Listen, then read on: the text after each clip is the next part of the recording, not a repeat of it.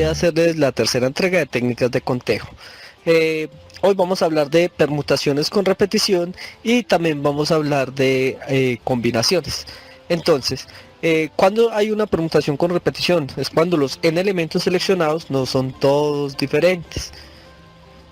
Por ejemplo, la palabra Adidas tiene la letra D dos veces y la vocal A dos veces. En este caso no tendríamos una permutación normal, sino una con repetición.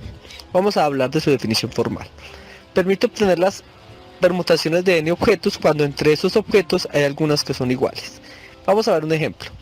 Si nos piden que obtengamos las permutaciones de la palabra oso, pues entonces nosotros de la manera usual, la anterior, pues queríamos que es 3 permutado 3 y nos daría 6, y ahí tenemos las posibles combinaciones que las subindizamos como OSUM1 y OSUM2 para diferenciarlas, pero obviamente esa O puede ser diferente o no. Claramente no. Entonces tendríamos que igualarlas y vemos que solamente hay 3 permutaciones posibles, o sea que no hay 6. Para obtener una fórmula de eso, pues entonces, ¿qué tenemos que hacer? Utilizar esta fórmula que aparece ahí. Número total de permutaciones que es posible obtener con n elementos de los que hay una cantidad de x1 de objetos de cierto tipo, una cantidad de x2 de otro tipo y así hasta x_k. Y hay que tener en cuenta que los números que están dividiéndose al sumarse deben dar el valor n. Por ejemplo, de la palabra oso, pues como tenemos dos os, entonces decimos que x1 es igual a 2, y como tenemos para la s solo tenemos una, entonces x2 es igual a 1, y aplicamos la fórmula 3 factorial sobre 2 factorial por 1 factorial y nos da el 3 que ya se había obtenido anteriormente. Ahora, un ejemplo: obtenga todas las señales posibles que se pueden diseñar con 6 banderines, 2 de los cuales son rojos, 3 verdes y 1 morado. Bueno, entonces la solución a este caso tendríamos que n es igual a 6 porque hay 6 banderines, x1 es igual a 2, los banderines rojos, hay 3 verdes y hay 1 morado.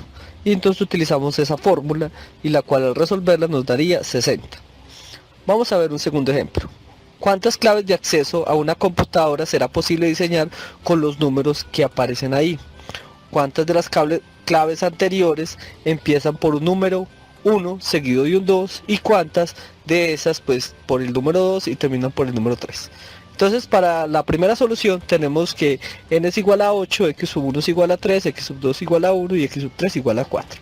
Utilizamos nuestra fórmula y pues nos daría 280 claves de acceso. Para el segundo caso, o sea para el B, tenemos que n es igual a 6, y esto aquí porque se excluye un número 1 y un número 2, entonces nos quedan solamente 6 números, y obviamente las repeticiones que nos quedarían serían 2 unos y 4 números 3. Utilizamos la fórmula que ya les había mencionado previamente, y entonces obtendríamos que tenemos 15 claves. Aquí hay que tener en cuenta que el primer número 1 nos indica el número de maneras como es posible colocar en la primera posición de la clave de acceso un número 1. Debido a que todos los números 1 son iguales, entonces tenemos obviamente una sola manera. Si fueran unos distintos, como vimos en la parte anterior, pues entonces sería diferente, pero gracias a que estamos hablando de un mismo número 1, entonces no es necesario. Ya de ahí, pues obviamente la segunda posición del número 2 y la expresión siguiente nos indica todos los arreglos posibles que se pueden diseñar con los números restantes. Y para el caso C, entonces tenemos que n es igual a 6 nuevamente, se excluye un número 2 y un número 3, tenemos que x1 es igual a 3 unos y x2 es igual a 3 números 3. Y de nuevo utilizamos la fórmula y nos daría 20 claves. El número 1 inicial nos indica que existe una sola manera de seleccionar el número 2 que va en la primera posición del arreglo, mientras que el número 1 final nos indica que hay una sola manera de seleccionar el número 3 que al final del arreglo, y aún cuando haya 4 números 3, como estos son iguales, al diseñar una permutación es indistinto cuál número 3 se ponga, ya que siempre se tendrá el mismo arreglo, y la expresión intermedia nos indica que todos los arreglos posibles a realizar con los números restantes. Cuando hablamos de una prueba ordenada, por ejemplo, se puede hablar de dos formas: que se utilice reemplazo o que no haya reemplazo. Si tenemos reemplazo, por ejemplo, si tenemos un total de n pruebas, entonces, y se va a sacar r veces, entonces sería n por n por n por n por n hasta obtener el n por r. En el caso de que no reemplacemos, entonces sería n por n menos 1, y de manera pues muy similar a la permutación, Ahí era como para darles un ejemplo de que es una prueba ordenada, que en esencia tiene mucho parecido con el principio multiplicativo y también con las permutaciones. Ahora veamos qué son las combinaciones. Como ya hemos mencionado, una combinación pues es un arreglo de elementos en donde no nos interesa el lugar o posición que ocupen los elementos, es decir, pueden estar independientemente de cómo esté el arreglo, la posición A, B es lo mismo que la posición BA. Veamos la fórmula. La fórmula de las combinaciones es la que aparece ahí, n factorial sobre n menos r factorial por r factorial. Todo va a dar combinaciones de r objetos de entre n objetos. Vamos a ver un ejemplo.